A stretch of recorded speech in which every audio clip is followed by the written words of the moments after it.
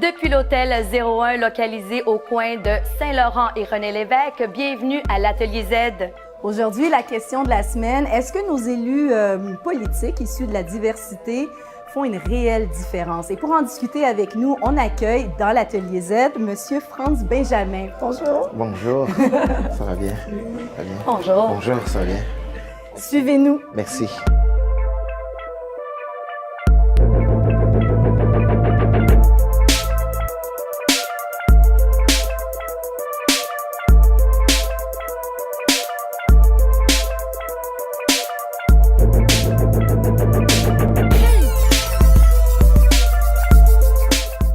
Bienvenue dans l'Atelier Z.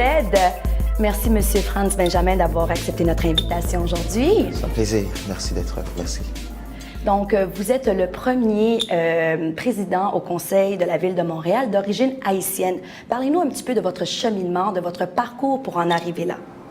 Ben, écoutez, mon cheminement, je pourrais le qualifier de cheminement atypique dans la mesure où moi, parallèlement à ma vie professionnelle, donc j'avais un engagement public, donc que ce soit comme jeune membre de la communauté haïtienne dans des questions sociales et culturelles, donc questions sociales dès le milieu des années 90, avec d'autres membres de la communauté haïtienne, d'autres jeunes membres de la communauté haïtienne.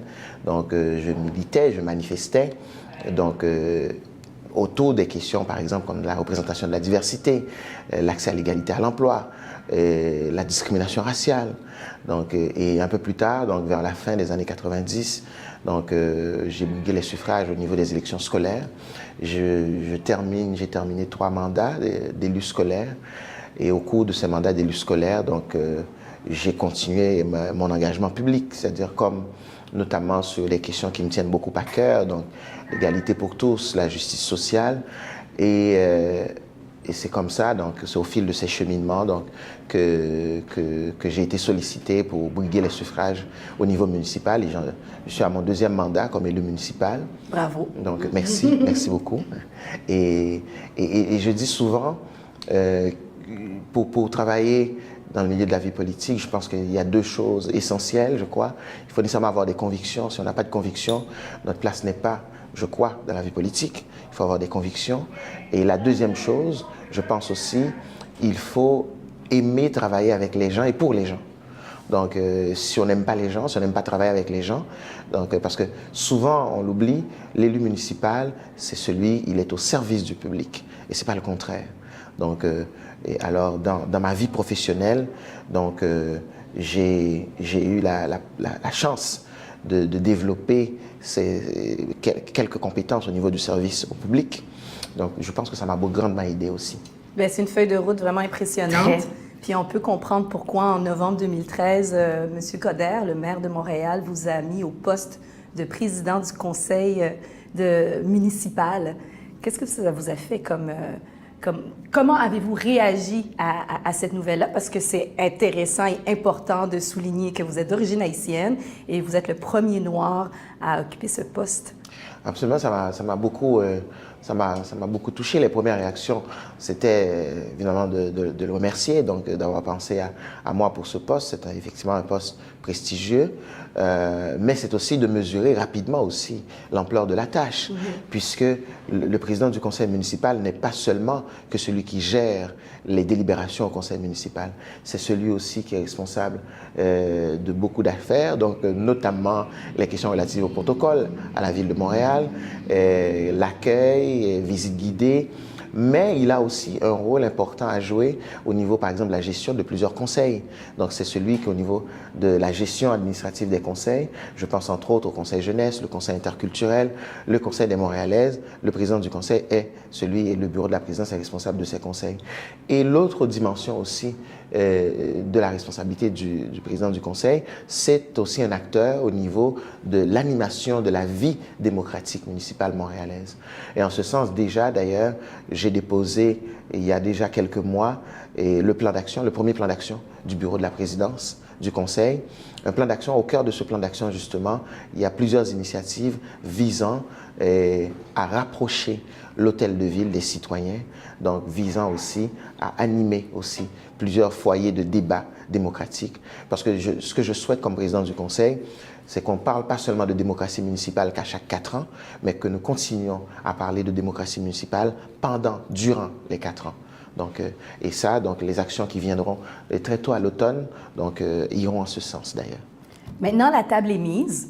On connaît votre rôle dans l'appareil politique. On vous a invité pour discuter avec nous de la pertinence de la diversité au sein de la politique ici. Est-ce que les élus qui sont issus de la diversité font une réelle différence? Qu'est-ce que vous en pensez? Moi, je crois que oui. Moi, je crois que oui, et c'est essentiel d'ailleurs. C'est essentiel que l'ensemble de la vie sociale reflète la réalité de la population. Que ce soit pas seulement en politique, au niveau culturel, au niveau économique, au niveau social, c'est important. Oui, il y a une différence parce que lorsqu'on vient en politique, comme je l'ai dit tout à l'heure, on amène ce qu'on est et ce qu'on a. Et ce que nous avons avant tout, ce sont des convictions. Moi, j'ai amené essentiellement des convictions sur des questions d'égalité, de justice sociale, de représentation de la diversité, parce que c'est des choses que, pour moi, nous pouvons encore faire une différence comme société, non seulement pour l'ensemble de la population, mais particulièrement pour les jeunes. Et bien modestement, pour moi qui suis élu municipal, en fait, je porte le double chapeau d'élu municipal et d'élu scolaire aussi. Je crois que cette présence-là a pu faire une différence parce que non seulement il y a une population qui pour eux, la chose politique peut être tabou, peut être...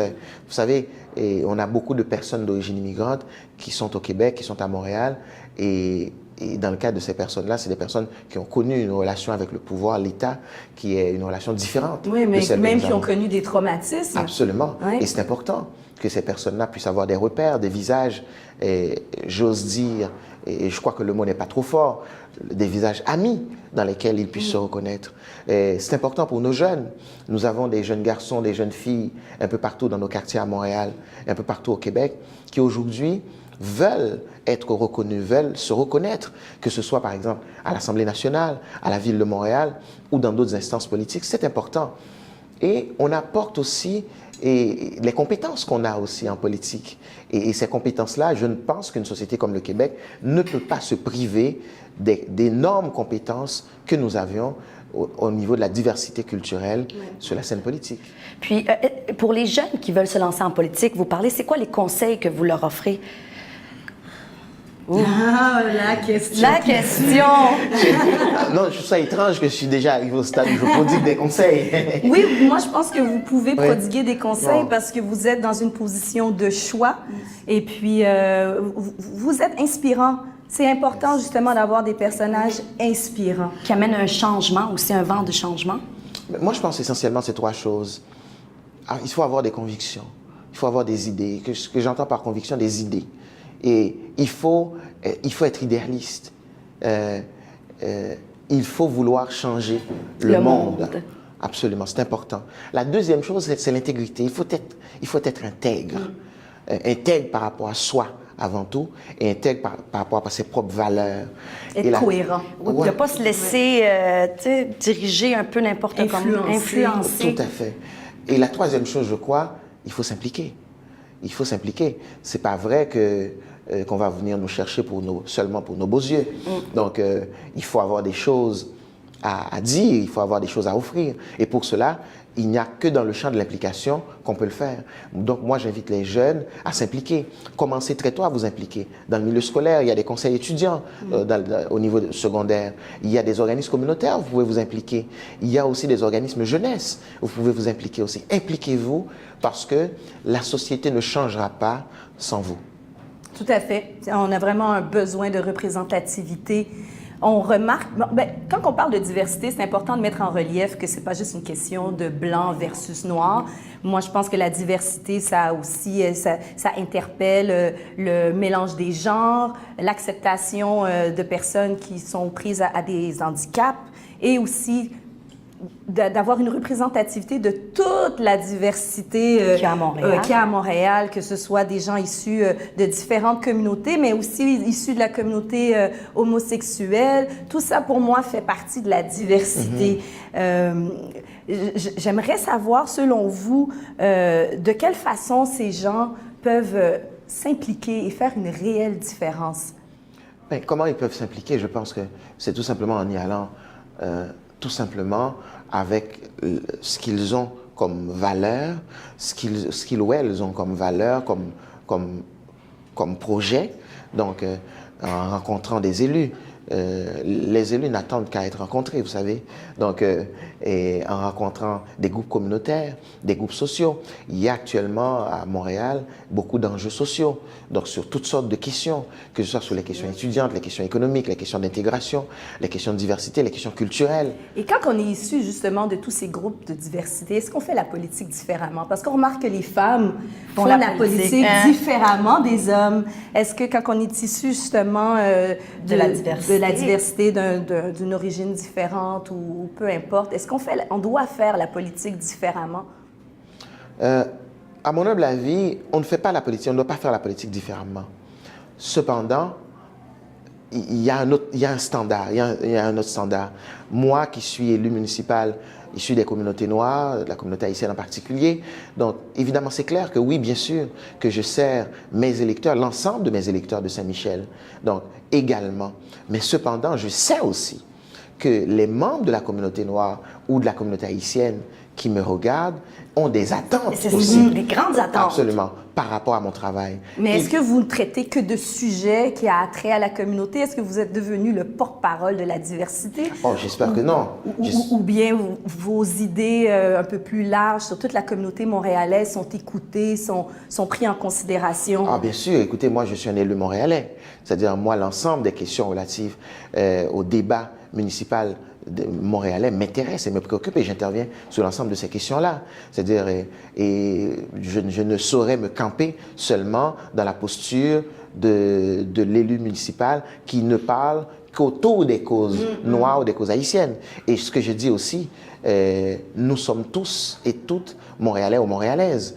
Et donc, de ce point de vue-là, donc, je pense que les Montréalaises issues de la communauté haïtienne et des communautés noires doivent s'intéresser à l'ensemble des questions qui touchent les Montréalaises et les Montréalais. Et quand je vais voir aussi les gens de la communauté haïtienne, je leur dis souvent aussi ceci.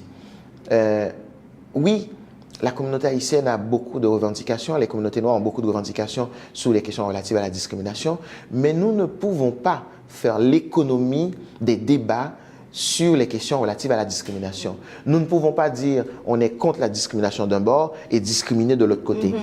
Donc, il faut absolument être cohérent comme communauté. Donc, moi, je m'inscris dans la logique de lutte contre toutes les formes de discrimination. Peu importe les formes de discrimination, il faut le dénoncer.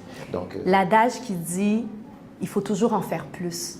Hein, quand on vient de cette minorité ou, comme j'aime dire, cette majorité silencieuse, est-ce que c'est vrai? Est-ce que vous l'avez vécu? Oui, oui. Est-ce que vous le vivez encore aujourd'hui? Absolument, je le vis encore pour la simple et bonne raison. Moi, et comme élu municipal, évidemment, à première vue, on aurait pu dire, je n'ai pas que mes 27 000 et quelques, non, qu'est-ce que je dis là? Mes 37 000, mes 37 000 électeurs de Saint-Michel à servir. Voilà. Je n'ai pas que mes 37 000 électeurs à desservir parce que j'ai aussi des membres, par exemple, beaucoup de membres de la communauté haïtienne qui n'habitent pas Saint-Michel aussi et qui me contactent sur une base quotidienne par rapport à des différents services, etc. Et de ce point de vue-là, bien sûr, je suis un élu montréalais comme tous les autres, mais non, je ne suis pas comme tous les autres parce que mes autres collègues caucasiens, par exemple, n'ont que leur électorat à desservir, tandis que ce n'est pas le cas pour moi. Par défaut, vous avez porté plusieurs chapeaux. Oui, voilà, tout à fait. Et ceci étant dit... Est-ce que c'est un beau problème ou c'est juste un problème? C'est un beau problème. C'est un beau problème dans la mesure où, personnellement, je ne m'en plains pas. C'est un peu normal. C'est un peu normal. Quand on arrive, on cherche toujours des espaces de reconnaissance. Et évidemment, je me rappelle, j'ai ma fille, ma fille, lorsque Michaël Jean était gouverneur général du Canada, ben, elle savait qui était la gouverneure générale du Canada, parce qu'elle s'est reconnue en elle. Oui. Donc, et je suis presque certain, si je lui demandais aujourd'hui qui est le gouverneur général du Canada, Elle ne saurait sûrement pas. elle ne sait pas. Donc, mais c'est ça aussi, les espaces de reconnaissance. C'est-à-dire quand, et la société, la politique doit pouvoir continuer constamment à offrir ce miroir. La politique doit être un miroir que nous tendons face à la population pour dire, écoutez, dans ce miroir-là, nous nous reconnaissons tous et toutes. Alors, on va se laisser là-dessus. C'est une très bonne façon de dire à tout le monde de rester avec nous. Vous restez avec nous. Toi, tu restes avec moi. Et on se retrouve tout de suite après la pause pour continuer la discussion avec nos reporters Madoua et Madalina.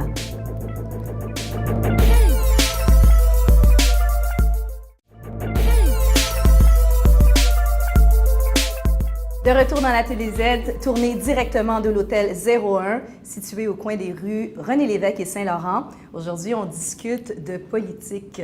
Est-ce que nos élus issus de la diversité font une réelle différence? Et pour en discuter, on a Madoua, Madalina. J'ai trop hâte d'entendre qu'est-ce que vous avez concocté. Et on a gardé en studio Monsieur Franz Benjamin. Madoua, commence. Merci. Bonjour Cathy, bonjour Amel, les filles, bonjour France, parce qu'on se connaît, donc je ne vais pas vous appeler Monsieur Benjamin.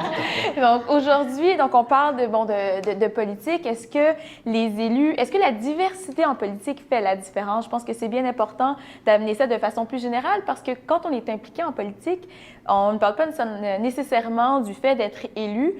Franz l'a bien témoigné en première partie. Et tu sais de quoi tu parles. Oui, je sais de quoi je parle pour avoir été impliquée pendant les 6 dernières années de façon assez notoire en politique, avoir été candidate et tout. Donc, je sais un peu de quoi je parle. C'est un sujet qui est assez personnel. Et puis, d'abord, avant d'aborder mon sujet, qui est la diversité intergénérationnelle, parce que, moi, je me suis impliquée au sein d'Unel Jeunesse, au sein des différents mouvements jeunes en politique. Donc, c'est l'angle que je trouvais qui était le plus adéquat pour moi de traiter.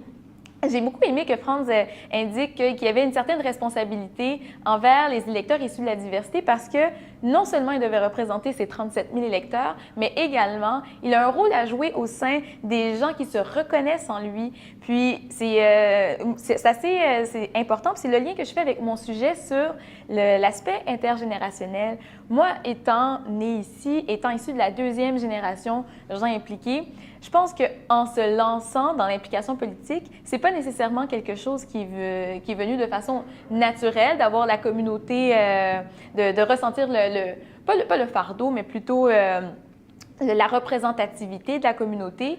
Mais à l'inverse, naturellement, ils se sont tournés vers nous, même si, justement, nos sujets de prédilection à la base n'étaient pas nécessairement l'immigration ou l'emploi dans la diversité, mais tout naturellement, on a eu aussi ce rôle à jouer. Donc, je trouve ça intéressant. Comme M. Benjamin a fait la remarque, c'est que vous devenez des phares, des références. Tout à fait, des références. Ouais. Et puis, c'est là que je fais le lien par rapport aux jeunes, parce que oui, la représentativité au niveau culturel, c'est bien important, mais également au niveau intergénérationnel.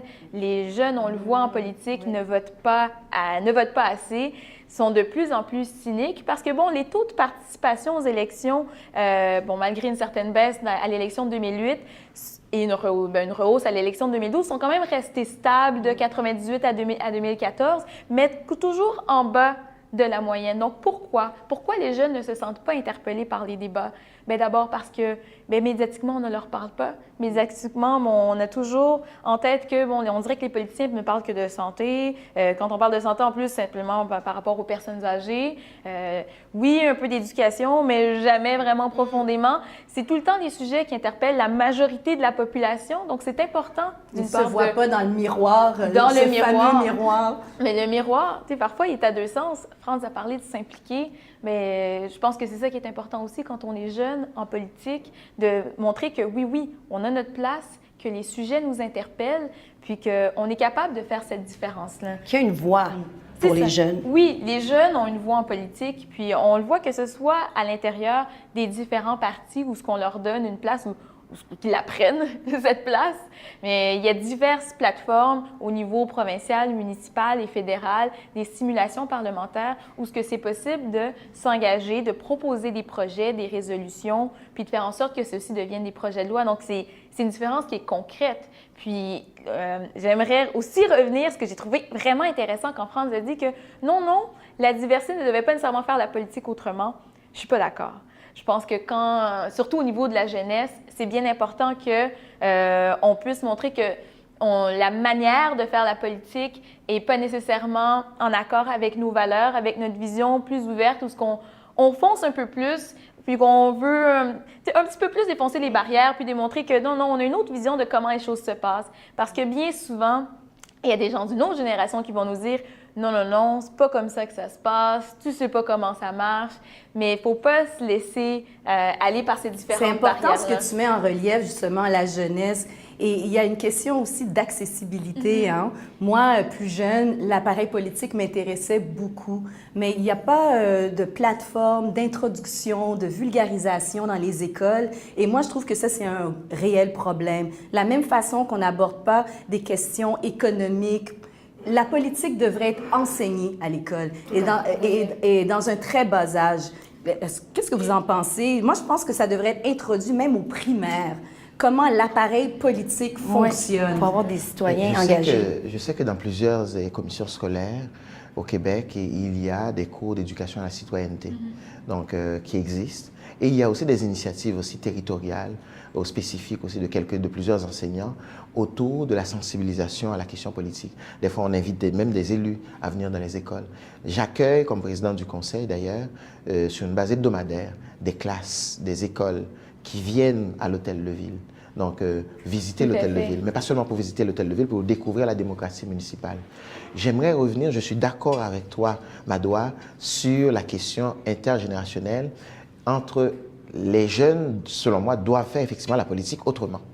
Mais cependant, sur la question de la diversité ethnoculturelle, c'est pas parce que je suis d'origine haïtienne que je commencerai à faire de la politique comme un haïtien.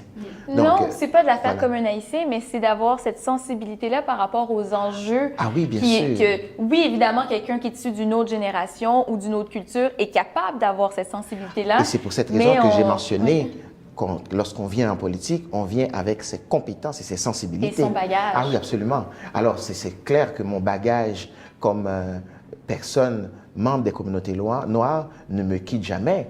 Et que Dieu m'en préserve. Et tout à fait, il ne faut jamais que ça quitte. En tout cas, c'est vraiment intéressant de développer ce sujet-là intergénérationnel, l'implication de la jeunesse, l'éducation politique à l'école. Je vais te permettre de conclure, parce qu'on est très hâte aussi d'entendre ce que Madalina nous a préparé. En terminant, mais justement, tu parlais du fait que c'est important d'éduquer les jeunes. Il y a beaucoup d'études aussi qui ont été faites sur le fait que le premier vote est très, très important. Si on va voter la première fois, on risque d'aller voter toute notre vie. Et si on accompagne nos parents quand on est très jeune à aller voter, bien, c'est un réflexe qui va devenir aussi tout naturellement. Quand j'étais jeune, j'accompagnais ma grand-mère, j'avais 6 ans, j'étais excitée d'aller derrière l'urne, même si je n'avais pas le droit. Puis quand j'ai eu 18 ans, j'avais hâte de voter. Avec la politique, c'est pas inné, c'est acquis. Madalina? J'aimerais continuer aussi, mais il va falloir passer à ma chronique. Mais je voulais aussi dire que c'est important d'avoir aussi une manière de parler aux jeunes, parce que parler de politique, ça ne les intéresse pas. Parler d'engagement, d'application, c'est autre chose. Oui, tout à fait. Effectivement. Alors, la chronique d'aujourd'hui, elle est un peu plus vivace, il faut le reconnaître. Et moi, je veux livrer quelques réflexions concernant la participation citoyenne aux affaires de la cité quand même. Parce que la diversité en politique, oui, je suis d'accord. Mais il ne faut pas qu'elle se résume à la diversité des personnalités politiques. Alors, donc des représentants. Il faut aussi de la diversité dans les opinions, donc des représentés. Et là, oui, on pourrait arriver à parler de la diversité, mais peut-être de la diversité dans les différents politiques publiques. Alors, il y a toute une démarche de réflexion concernant la démocratie participative, surtout aujourd'hui à l'ère de l'Internet, puisqu'on sait que Internet joue un rôle mobilisateur. Et d'influence. Évidemment. Mais je veux me limiter seulement à quelques dispositifs de participation qui sont ici, à Montréal. La ville de Montréal, vous savez que c'est une des rares villes dans le monde qui possède une charte municipale des droits et des responsabilités, et cela depuis 2006. C'est digne de mention. Oui. et elle sert à promouvoir la citoyenneté active. Et là, on peut trouver beaucoup de droits pour les citoyens, dont le droit de délivrer son opinion, de s'informer et surtout un droit d'initiative en matière de consultation publique. Donc, le citoyen a un rôle actif. Ce n'est pas toujours on attend. Okay? Alors, on sait que la ville de Montréal compte beaucoup d'instances importantes dont le mandat inclut un rôle consultatif. Il y a les nombreux conseils d'arrondissement et des comités. Il existe un office de consultation publique institué par l'article 75 de la charte, cette fois-ci de la ville de Montréal, et il fonctionne depuis 12 ans maintenant. C'est un organisme indépendant, en fait. C'est un organisme indépendant qui reçoit des mandats du conseil municipal et du comité exécutif. Et son rôle, c'est quoi? C'est un médiateur. Entre qui? Entre la population, entre la ville et les promoteurs. Et ça concerne l'urbanisme, évidemment, et l'aménagement du territoire, mais aussi tout projet désigné par le conseil et le comité. D'autres initiatives de ce genre, c'est le jury citoyen. Alors, il y a eu beaucoup d'exemples. Je ne veux pas revenir parce que je vais passer au budget participatif. Vous connaissez ça aussi. Ça vient de loin. Ça vient de l'Amérique latine, du Brésil. Et depuis 1988 quand même. À Montréal, il y a quelques initiatives. Et il faut rappeler une des premières qui est le plateau Mont-Royal, n'est-ce pas, Monsieur Benjamin? Depuis 2006, et ça persiste d'ailleurs. Donc, aller dans un simulateur, les citoyens font leur propre choix budgétaire. Tout cela pour dire quoi? Tout cela pour dire que les politiques d'aujourd'hui préfèrent parler plutôt d'engagement, de participation, que de politique en soi-même. Alors, moi, je veux dire quand même qu'il y a un bémol dans tout cela. Il ne faut pas tomber dans le risque de l'institutionnalisation de la participation. L'idéal, ça serait d'avoir le citoyen qui vient, qui dit « je veux faire ça, on va faire ça ». Et ce n'est pas que toujours les élus qui doivent donner la direction. Pourquoi? Parce qu'on peut tomber dans une professionnalisation de la consultation. Une professionnalisation dans le sens qu'à un moment donné, le citoyen peut se sentir exclu. Parce qu'il n'a pas les compétences, l'expertise, donc il ne se sent pas capable de suivre les démarches. Et pourquoi je dis ça? Parce qu'il y a quand même un document que j'ai trouvé et qui est très intéressant. C'est un guide pratique à l'intention des citoyens et des citoyennes de la ville de Montréal, réalisé en collaboration avec l'Office de consultation publique. Et là, qu'est-ce qu'on apprend? On apprend la consultation pas à pas. Comment s'informer, comment poser des questions, comment exprimer son opinion. On trouve ça où? Sur Internet. OK. Et même la position des participants dans la salle. Oui, Amel, c'est très intéressant, je suis d'accord. Mais attention, il ne faut pas qu'on tombe quand même dans un formatage finalement. Parce qu'en conclusion, j'ai envie de dire, restons critiques, mais gare à l'institutionnalisation de la participation et gardons quand même la diversité diverse, si je pourrais dire ainsi. Alors, après la diversité intergénérationnelle, on parle de diversité de contenu. Vraiment, ça donne matière à réflexion et à discussion. Alors, c'est tout pour votre participation à cette émission, M. Franz Benjamin. Merci beaucoup d'avoir accepté notre invitation. C'est un plaisir. Je pense qu'on aurait pu alimenter la discussion en plusieurs minutes. Absolument, et j'aurais tellement de choses à vous dire, d'expériences, d'anecdotes à vous raconter aussi. Mais la porte de l'atelier est toujours ouverte. Voilà. Merci. Alors, on se retrouve après cette pause pour discuter de nos coups de cœur et pour conclure cette belle émission.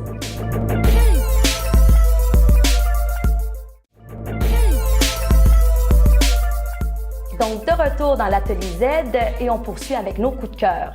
Alors, mon coup de cœur de cette semaine, c'est Électeurs en herbe et c'est un programme d'éducation pour les jeunes, pour les initier et les motiver à connaître l'actualité et la politique. Et c'est offert dans nos écoles à travers le Québec, en français et en anglais. Et je trouvais que c'est une belle initiative pour la relève. Donc, Électeurs en herbe. Alors, Madoua, ton coup de cœur. Moi, mon coup de cœur, c'est le jeune maire de Calgary, Naheed Nenshi. Naheed Nenshi a été élu à l'âge de 38 ans, le premier maire musulman d'une grande ville en Amérique du Nord. Il est parti de loin, puis en 2013, en fait, il a été réélu avec un taux de 73%. Il est tellement aimé dans la ville. Il fait de la politique différemment, autrement, de façon transparente. C'est mon coup de cœur. Et puis, je pourrais pas passer sous silence mon ami Ulrich Chérubin, maire de la ville d'Amos depuis 2002. Donc, quand on parle de diversité en politique, ce sont deux excellents exemples. Deux beaux modèles. Ah, moi, c'est une citation. C'est un homme politique qui s'appelle Eugene McCarthy et il dit comme ça. Être en politique, attention, E-N, hein, pas U-N. Donc, être en politique, c'est comme être un entraîneur de football. Il faut être assez intelligent pour comprendre le jeu, mais assez bête pour penser que c'est important. Pourquoi c'est un coup de cœur? Parce que je crois qu'il y a quelque chose de subtil là. Est-ce qu'il fait référence à la politique au féminin ou au politique, le politique comme domaine, ou plutôt la lutte? Ce qui se passe dans les coulisses. Voilà ce qui se passe dans les coulisses. Moi, donc, je crois que c'est plutôt là. C'est un bon coup de cœur, une belle découverte. Moi, mon coup de cœur, j'aime dire les paroles s'envolent, les écrits restent. Bon, on pourrait dire aussi les images restent. Donc, mon coup de cœur va au documentaire de Russell Ducasse, qui est un ancien journaliste de TQS, qui a monté ce 46 minutes sur « Allez voir le nègre que les gens viennent d'élire ». Rien de moins. Il a fait ça en 2008. Puis en fait, ce que c'est une compilation d'hommes et de femmes qui sont dans l'appareil politique, des hommes et des femmes d'origine noire. Donc, comme ça, ils s'expriment librement sur leur réalité, les enjeux, leur vie citoyenne et aussi leur réalité, le racisme qu'ils peuvent vivre dans l'appareil politique. Il y a des portraits de Makakoto, Yolande James, Michel Adrien, Viviane Barbeau, pour ne nommer que ceux-là. Donc, le docu-film « Allez voir le nègre que les gens viennent d'élire ». C'est assez audacieux comme titre, mais c'est important de documenter cette réalité, pas juste d'en parler, parce que ça peut rester en superficie. Donc, c'est tout pour cette émission. Mon Dieu, je pense qu'on aurait pu en parler longtemps, comme on l'a dit avec Monsieur Benjamin. Ah oui, mais s'il vous plaît, soyez au rendez-vous la semaine prochaine dans l'Atelier Z pour discuter encore d'un autre sujet qui nous intéresse et qui devrait vous intéresser également.